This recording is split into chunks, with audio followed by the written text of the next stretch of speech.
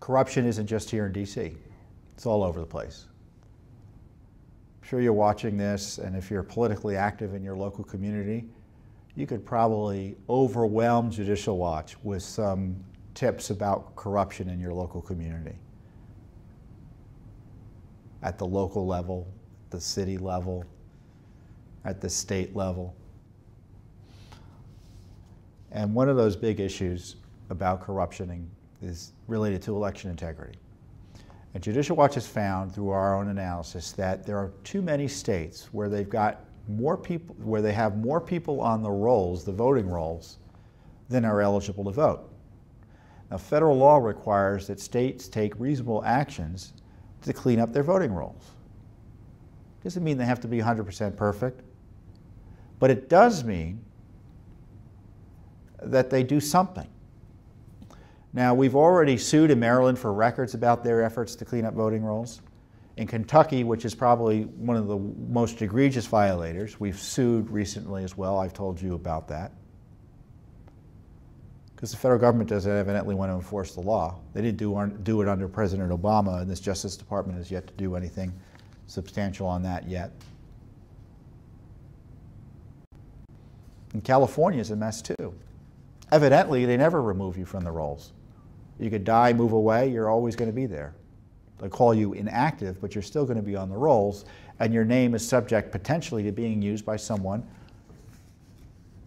who's not you to vote. Dirty voting rolls can mean dirty elections. So how do you know if a state or your locality hasn't taken reasonable steps to clean up the voting rolls? Well, a pretty good indication are the numbers. And in California, as I said, you've got more people on the rolls than are eligible to vote. I think statewide it's 101% of the population's on the voting rolls. But when you go drill down into the counties, and specifically, we just sued this week California and Los Angeles over their failures to take reasonable steps to clean up the rolls. And Los Angeles, the numbers are terrible. Let me get the numbers here for you.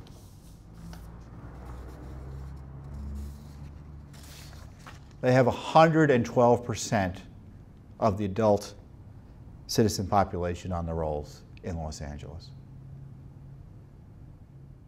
112%.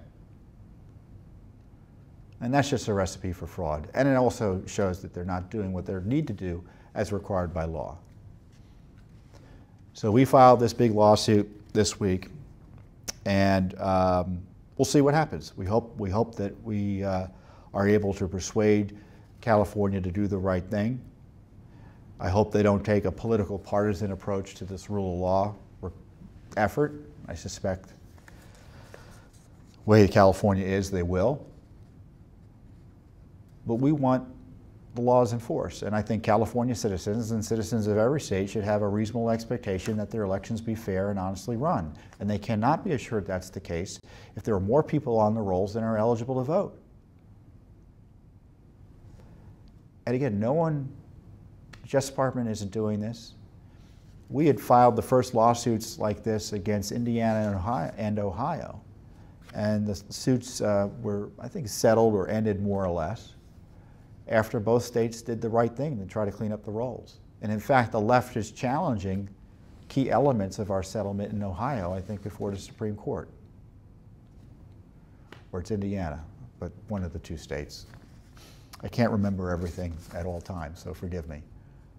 But the left is heavily invested in making sure that voter integrity measures go nowhere. So we expect the left to battle us here in California and in Kentucky and everywhere else we go. And the left has doubled down on this idea that we can't have voter ID, citizenship verification, states can't take reasonable steps to make sure dead people are on the rolls. And you got to wonder why it is they're so desperate to protect the ability to vote illegally. And I think it's because the left wants to be able to steal elections if necessary. I don't know how you can conclude otherwise. So Judicial Watch is doing things that few others do. We're taking on the biggest state in the union over dirty voting rolls. in Los Angeles County. I don't know if it's the biggest county in the state, in the country, but certainly way up there. We're taking on the Justice Department. We're taking on the FBI. We're taking on the state of California because we're an independent watchdog group. And we think the citizenry have a right to know, and have a right to clean elections, and have a right that their public officials take steps to enforce the rule of law against corruption by government officials like Hillary Clinton, James Comey,